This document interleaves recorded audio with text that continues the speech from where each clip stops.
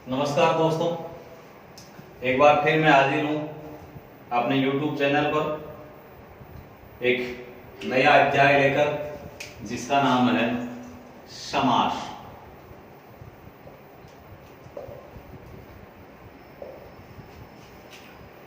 देखिए, समास शब्द का शाब्दिक अर्थ अगर हम देखते हैं तो समास से वो संक्षेप को कहते हैं। संक्षेप, संक्षेपण, या जिसे हम कह सकते हैं छोटा करना। क्या कहते हैं? छोटा करना। अगर लोकोक्ति के आधार पर देखते हैं, हिंदी में कहावत है, लोकोक्ति है कि गागर में सागर भरना। तो मूल रूप से अगर देखते हैं तो ये क्या है? गागर में सागर भरना वाली लोकोक्ति को चरितार्थ करने के लिए वो समास। समास शब्द की उत्पत्ति है सम उपसर्ग अस धातु, सम उपसर्ग पूर्वक अस धातु और घ्राई प्रत्यय इति जायते समास। देखिए, सम उपसर्ग अस धातु और घ्राई प्रत्यय से शब्द बनता है समास। शब्द की उत्पत्ति क्या होती है? समास। और समास शब्द का शाब्दिक अर्थ होता है संक्षेपण, छोटा करना या गागर में सागर भरना।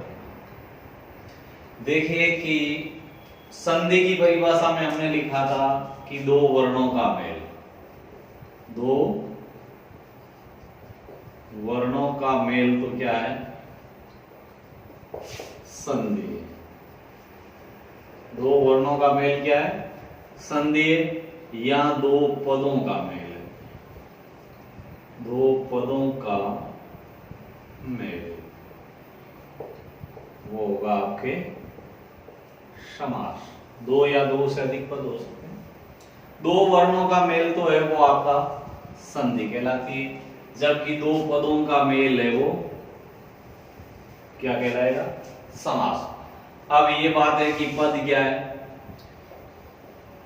पद मूल रूप से आपने मेरा पिछला वीडियो संज्ञा एवं परिभाषा अगर देखा है तो उसमें मैंने पद की परिभाषा दी थी। पद क्या है, यानी शब्द में और पद में क्या अंतर है, तो आपने वो देखा है। तो उसके आधार पर मूल रूप से शब्दों के साथ में जो विभक्ति चिन्ह है उनका प्रयोग वो पद कहलाता है। तो यहां ये दो पदों का मेल है, मूल रूप से समास बनता है। राज्य पुरुष है, यथा राज्य पुरुष है,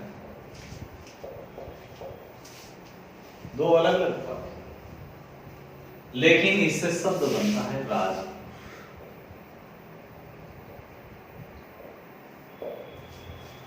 राजपुरुष कहने का मतलब यह है कि समास के अंतर्गत मूल रूप से हमें कौन कौन सी चीजें ध्यान में रखनी है वो थोड़ा सा ध्यान दीजिए। कि संस्कृत में मूलतः समास शब्द की उत्पत्ति आपसे पूछा क्या जाएगा कि समास शब्द में जैसे उपसर्ग कौन सा? सम। धातु पूछ ले तो अस, प्रत्यय तो गाय। इन तीन शब्दों से मिलकर के बनने वाला शब्द क्या होगा? समास, जो मूल रूप से किसका काम करता है? दो पदों का मेल, दो पदों का योग करना ही समास कहलाता है। तो इस समास शब्द का शाब्दिक अर्थ संक्षिप्तीकरण, संक्षिप्तीकरणम इति समास है। संक्षिप्तीकरणम इति, संक्षिप्तीकरणम इति समास है। संक्षिप्तीकरणम इति समास है। मूल रूप से अगर देखा जाए तो संक्षेप करना ही समास है। इसकी परिभाषा है सम सनम समास है। परिभाषा क्या है? सम सनम समास, सम सनम समास है, ये परिभाषा है। सम सनम समास है अर्थात अनेक पदानां मिलित्वा, अनेक पदानां मिलित्वा एक पदम। देखिए मूल रूप से अगर थोड़ा सा चलिए साथ में हिंदी में भी समझा रहा हूं कि सम सनम समास, इसका शाब्दिक अर्थ क्या होता है कि अनेक पदों को मिला करके एक पद बनाना। मूल रूप से क्या है? अनेक पदों को मिला करके एक पद बनाना, यानी अनेक पदानां मिलित्वा एक पदम भवनम एक पदम भवति तत् समास है। पद समास, अनेक पद को मिला करके एक पद बनाया जाता है, वो समास कहलाता है। मूल रूप से जैसे देखा जाता है तो जैसे उदाहरण में हमने अभी दिया था एक शब्द कि राज्य पुरुष है। कौन सा शब्द? राज्य पुरुष है। राज्य और पुरुष, राज्य षष्ठी राजा का, पुरुष है राजा का पुरुष, यथा राज पुरुष है। राज पुरुष यानी कि राजा का पुरुष है वो राजपुरुष कहलाता है। सभायापति, सभायापति, सभायापति शब्द का सामासिक पद बनेगा सभापति। सभा, ठीक है। इसी प्रकार माता चे पिता चे, माता चे पिता चे, इस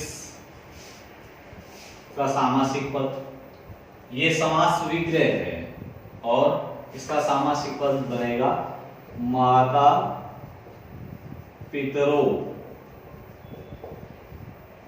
चलिए ये भी सही है, लेकिन केवल पितरो लिखते हैं तो केवल पितरो यानी माता से पिता से ये आ गया और इसके सामने केवल पितरो शब्द आ गया, तो क्या वो गलत है? जी नहीं, क्योंकि पितरो इसका भी सामासिक विग्रह ही होता है माता से पिता से, जो हम आगे इसके भेद में यानी कि समास का जो भेद है वहां हम विस्तार पूर्वक, यानी द्वंद्व समास। कौन सा समास है? द्वंद्व समास। देखिए कि मूल रूप से संस्कृत में 4 समास होते हैं।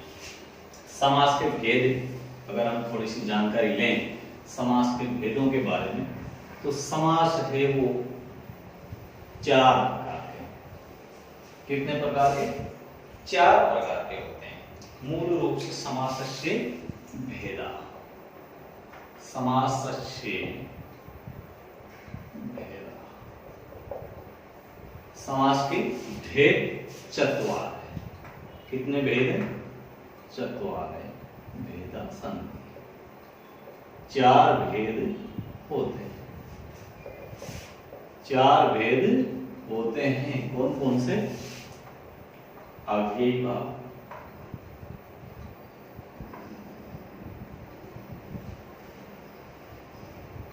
बहुव्रीहि,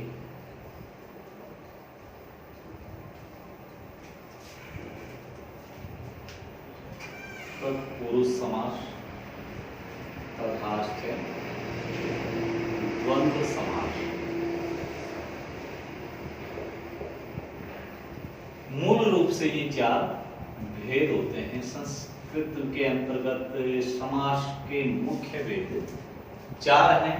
अव्ययी भाव, बहुव्रीहि, तत्पुरुष और द्वंद्व। लेकिन इस तत्पुरुष के बहुत से उपभेद हैं, लेकिन जिनमें से प्रमुख हैं, देखिए तत्पुरुष के अन्य भेद हैं, लेकिन इसके जो उपभेद हैं उनमें से दो हैं। एक तो है कर्मधारी और एक है आपका द्विगु। इस हिसाब से आपके ये 6 भेद होते हैं, जो इस प्रकार है। अब तक द्वित्व, अब तक द्वित्व, यानी कि समास कितने हैं? अब तक द्वित्व। ऐसे अव्ययी भाव, वैसे बहुव्रीहि, तैसे तत्पुरुष, कैसे कर्मधारी, द्विसे द्विगु तथा द्वैसे द्वंद्व। ये आपके कुल 6 समास हैं, जो इस प्रकार से हैं। अब तक द्वित्व। अगर थोड़ा सा इन्हें हम विस्तार पूर्वक देखें तो क्या है इन 6 की बात थोड़ी सी देख लेते हैं कि अब तक द्वित्व मूल रूप से क्या है। कि अव्ययी भाव समास, इस समास के अंदर क्या होता है कि पूर्व पद प्रधान, पूर्व पद प्रधानों अव्यय,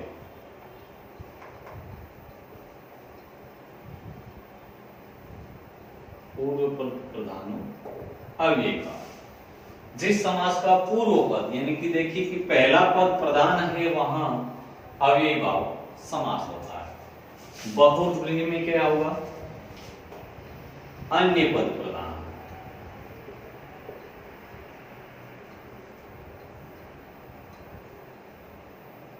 अन्य पद प्रधान बहुव्रीहि। इस समास के जो मूल रूप से देखिए समास के 2 पद हैं, 2 या 2 से अधिक पद हो सकते हैं, लेकिन दोनों ही पद है वो गौण रह करके कोई अन्य ही पद यानी तीसरा ही पद बनाता है। इसके उदाहरण आगे देखेंगे हम, जैसे दशानन है, लंबोदर है, बहुत सारे हैं उदाहरण। एक बार भी थोड़ा सा इसका परिभाषा देखते हैं कि तत्पुरुष समास, तत्पुरुष समास के अंतर्गत क्या है कि उत्तर पद प्रधान, उत्तर पद प्रधानों तत्पुरुष, उत्तर पद प्रधान है, यानी कि दूसरा पद जिसका प्रधान होता है वो तत्पुरुष समास कहलाता है। कर्मधारी क्या है? कर्मधारी के अंदर है विशेषण विशेष्य, विशेषण विशेष्यो तथा से उपमेय उपमानों,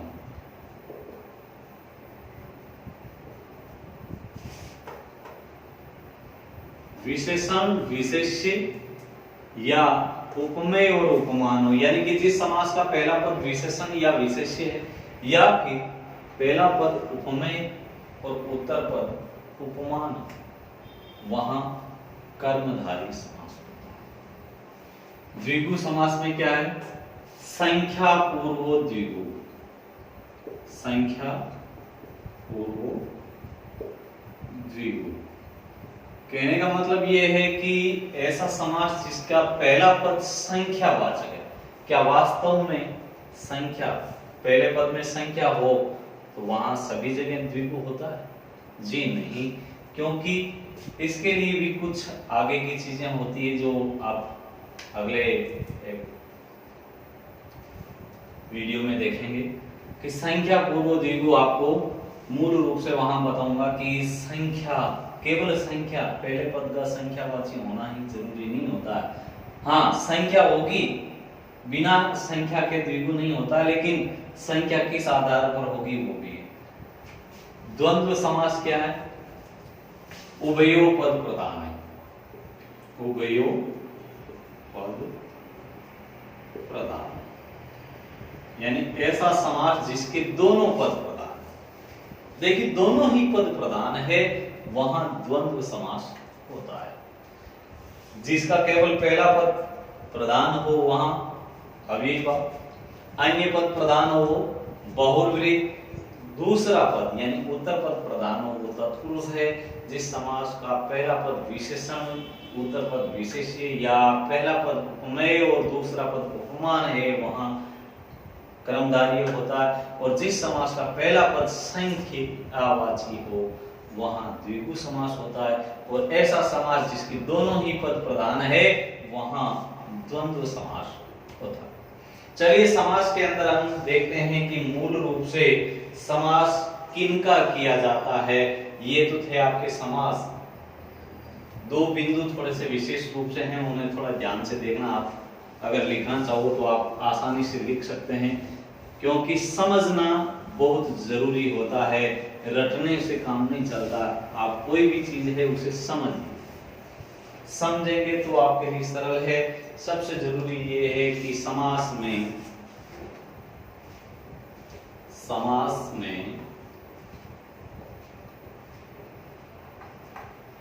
अनेक पदों को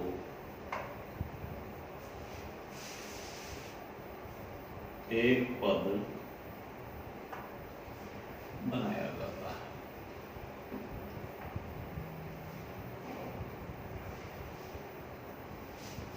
समास में क्या होता है कि मूल रूप से अनेक पद हैं, उन पदों को हम क्या करेंगे, एक पद बना।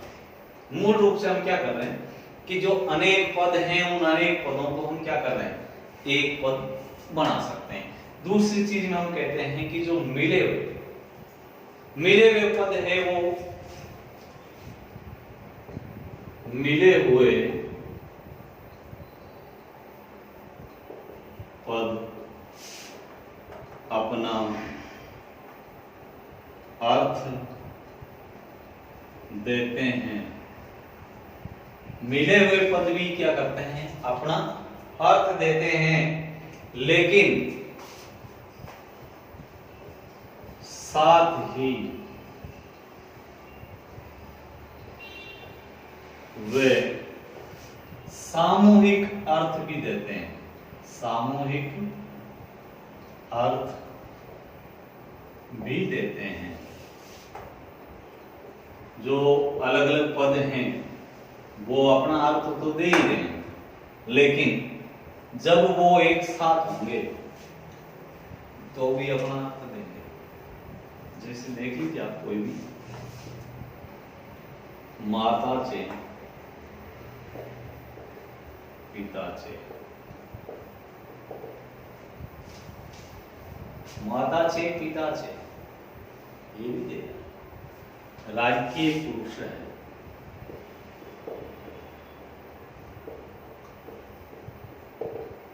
सभायापति, यथा शक्ति, उपकृष्णम। सामासिक पद हैं वो अपना अलग अलग अर्थ तो देते हैं, लेकिन जब वो एक साथ हैं तो एक सामूहिक अर्थ भी दे रहे हैं, समूह का अर्थ दे रहे हैं। जैसे मूल रूप से अगर देखा जाए तो माताची पिताची राज्य पुरुष है, माता और पिता सामासिक पद बनाएंगे आप, पितर, माता पितर, तो दोनों का अर्थ क्या, माता और पिता। इसी प्रकार राज्य पुरुष है, राज्य का अर्थ राजा से है, पुरुष का व्यक्ति विशेष है।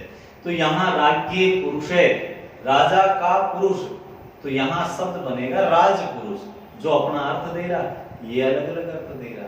तो मूल रूप से क्या है कि मिले हुए पद अपना अर्थ तो देते हैं, लेकिन साथ ही साथ एक सामूहिक अर्थ भी देते हैं। जिस पद, अगला नियम देखिए आप, कि जिस पद समूह का,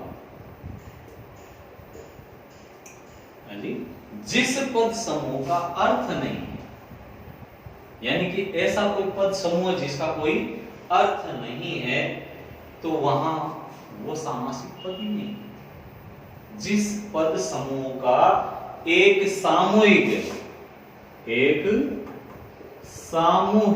अर्थ ने हो,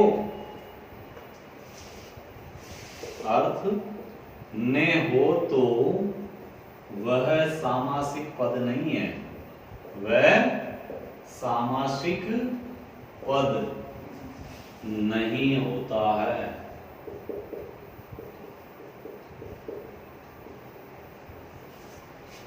यानी कि जिस पद समूह का एक सामूहिक अर्थ नहीं है तो वह सामासिक पद भी नहीं होता है। इस प्रकार से अगर हम देखते हैं तो मूल रूप से ये है आपका समास, जो मुख्य रूप से 4 प्रकार के होते हैं। समास के मुख्य भेद कितने हैं? 4 भेद होते हैं। और समास के कुल भेद कितने हैं? वो समास के कुल 6 भेद होते हैं। अव्ययीभाव, बहुब्रीहि, तत्पुरुष, कर्मधारय, द्विगु तथा द्वंद्व, जिसे हम आगे विस्तार पूर्वक पढ़ते रहेंगे।